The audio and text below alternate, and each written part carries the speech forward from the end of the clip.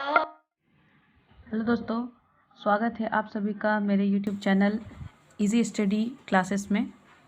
तो आज हम देखेंगे हिस्ट्री का जो विषय सूची होता है कि हिस्ट्री में हमें क्या क्या पढ़ना पड़ता है।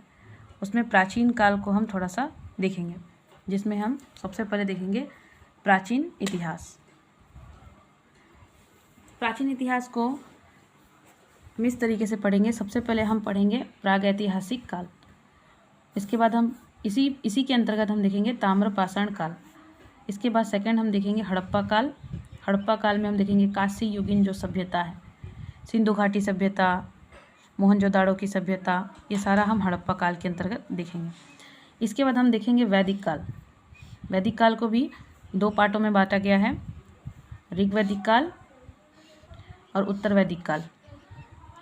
ऋग्वैदिक काल और उत्तर वैदिक काल। इसके बाद नेक्स्ट हम देखेंगे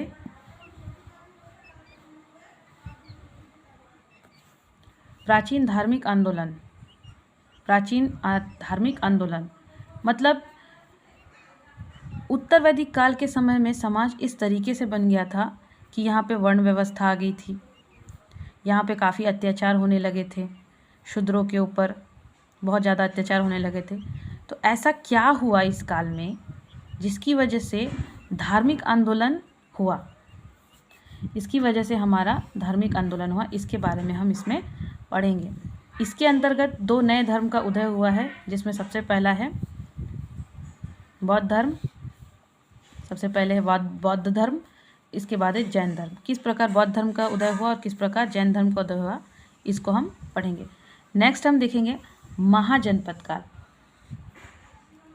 महाजनपद काल में जो 16 महाजनपद बने, 16 महाजनपद का उदय हुआ, जिसमें मगध का उदय सबसे महत्वपूर्ण है। मगध, इसका उदय क्यों हुआ, 16 महाजनपद कैसे बने। महाजनपद, पद मतलब पैर, जन मतलब लोगों का।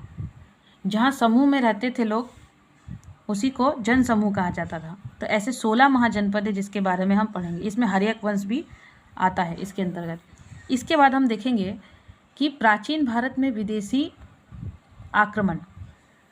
जब प्राचीन भारत है उस समय भी कुछ विदेशी आक्रमण हमारे देश पे हुआ है। तो वो आक्रमण कौन कौन से हैं इसके बारे में हम पढ़ेंगे। इसके बाद होता है मौर्य साम्राज्य का उदय। मौर्य साम्राज्य का उदय। मौर्य साम्राज्य के बाद सिकंदर का आक्रमण, भारत पर सिकंदर का आक्रमण हुआ था। इसके पश्चात चंद्रगुप्त मौर्य का काल आया।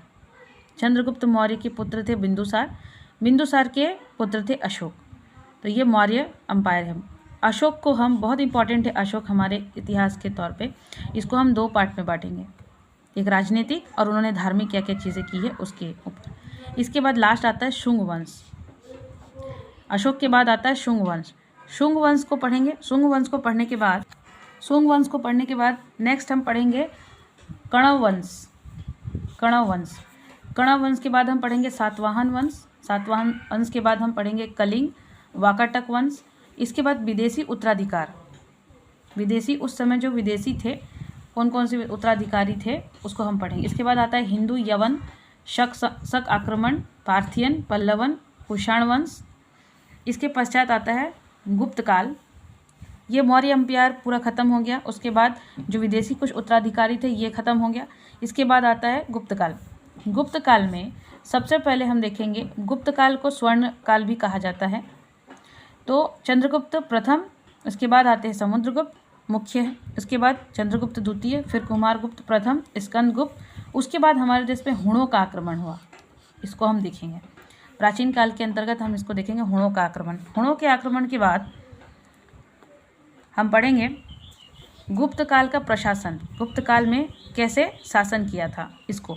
इसके अलावा कुछ एक्स्ट्रा हैं, जैसे आर्यभट्ट, वराहमिहिर, ब्रह्मगुप्त, भास्कराचार्य प्रथम, धन्वंतरी, सुश्रुत और चरक इत्यादि बहुत ऐसे विद्वान हैं जिनके बारे में भी हमें इतिहास में जानकारी होना चाहिए।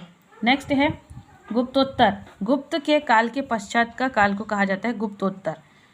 पूर्व मध्यकाल भी इसको कहा जाता है। इसमें सबसे पहले हर्षवर्धन काल और वर्धन वंश आएगा, इसको हम पढ़ेंगे। इसके बाद आता है राष्ट्रकूट, गुर्जर प्रतिहार वंश और पाल वंश। ये तीनों का एक साथ हम लोग पढ़ेंगे, तीनों वंश को हम एक साथ पढ़ेंगे। इसके बाद आता है कन्नौज का गढ़वाल वंश, दिल्ली का चौहान वंश, चंदेल वंश, मालवा का परमार वंश, चालुक्य वंश, पाल वंश और सेन वंश। बंगाल में सेन वंश था, पाल वंश था, ये बंगाल साइड में था। इसके बाद हिंदू शाही वंश, सेन वंश के बाद हिंदू शाही वंश, इसके बाद ये तो उत्तर भारत का हुआ ना। दक्षिण भारत में कौन कौन से वंश थे इस समय में, इस काल में, उसको हम देखेंगे। इसके बाद दक्षिण भारत के राजवंश, इसमें है वातापी, बादामी वंश, पल्लव वंश, चालुक्य वंश, पांड्य वंश और चोल वंश। चोल वंश ने ही 1200 द्वीपों पर कब्जा किया था। ये बहुत ही इम्पॉर्टेंट है इतिहास के नज़र से, इसको हम बहुत अच्छे से देखेंगे। तो ये प्राचीन काल का एक छोटा सा